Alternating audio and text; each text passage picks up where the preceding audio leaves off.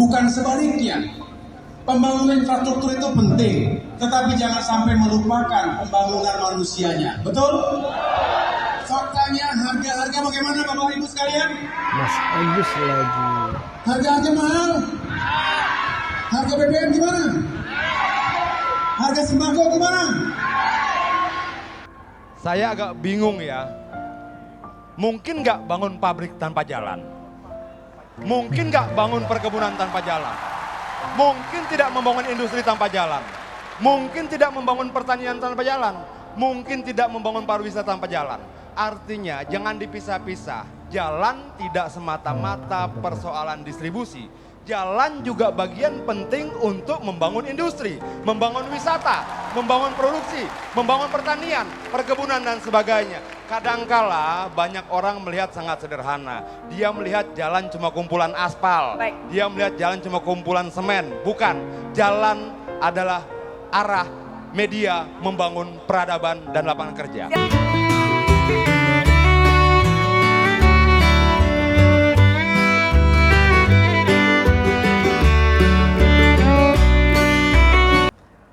Assalamualaikum warahmatullahi wabarakatuh, sobat sedulur gerobokan gokil semuanya. Bagaimana, masih dalam keadaan sehat ya? Nah, kita tentu tahu ya bahwa kelompok dari koalisi perubahan itu kerap kali mengkritik kebijakan pemerintahan Presiden Jokowi soal pembangunan infrastruktur. Baik itu AHY, bakal calon presidennya Pak Anies Baswedan ataupun Pak Yusuf Kala. Nah, mereka itu menganggap pemerintahan Pak Jokowi itu lebih mementingkan kebijakan pembangunan infrastruktur dibandingkan dengan kebutuhan rakyatnya.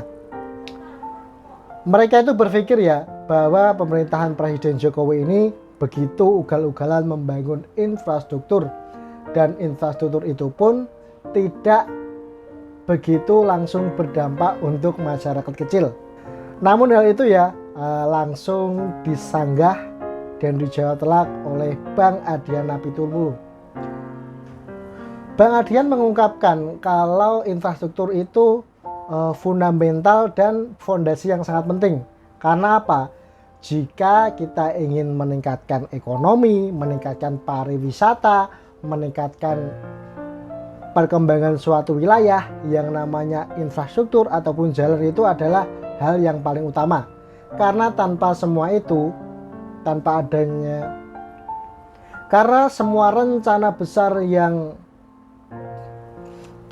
semua rencana besar itu tanpa adanya infrastruktur jalan, hal itu mustahil untuk dilakukan. Dan berikut adalah videonya. Dan Demokrat sebagai partai oposisi hari ini harus menunjukkan warnanya.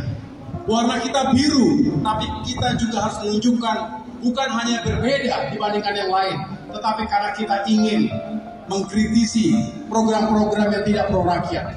Kita ingin membangun kesadaran kolektif masyarakat kita bahwa pada akhirnya pembangunan itu untuk rakyat. Bukan sebaliknya. Pembangunan infrastruktur itu penting, tetapi jangan sampai melupakan pembangunan manusianya. Betul? Faktanya harga-harga bagaimana Bapak Ibu sekalian?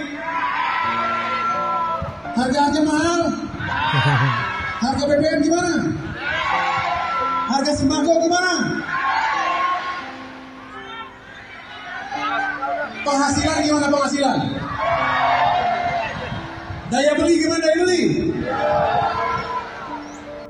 Saya agak bingung ya. Mungkin nggak bangun pabrik tanpa jalan? Mungkin nggak bangun perkebunan tanpa jalan? Mungkin tidak membangun industri tanpa jalan? Mungkin tidak membangun pertanian tanpa jalan?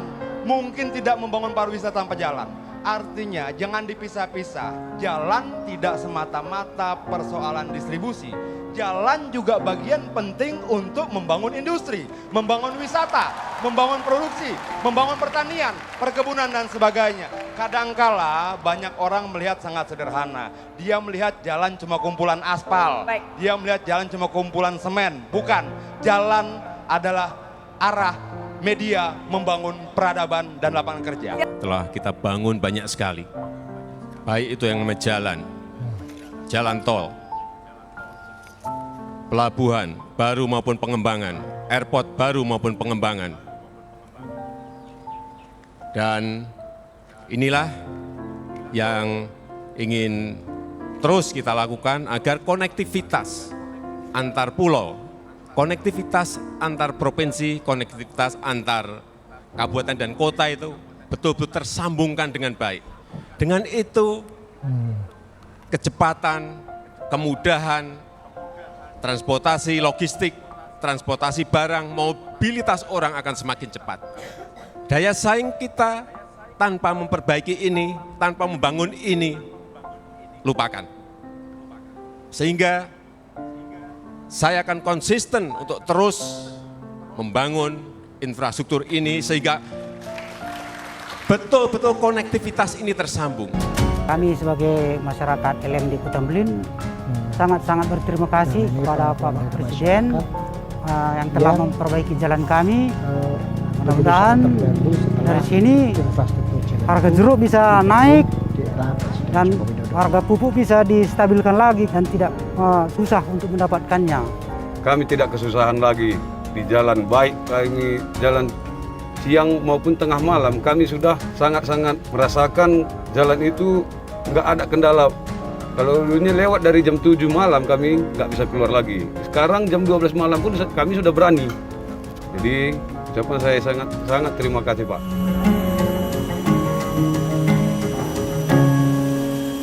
Kalau kita melihat koalisi perubahan ini memang cukup unik ya. Mereka terus menyuarakan jargon perubahan dan perbaikan, perubahan dan perbaikan.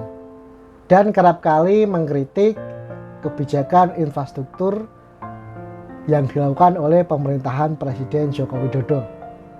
Padahal sudah sangat jelas, tadi dijelaskan oleh Bang Adian juga ya, bahwa infrastruktur jalan itu bukan hanya gumpalan aspal, beton ataupun semen ya. Karena hal itu adalah salah satu fundamental untuk sebuah kemajuan. Karena apa?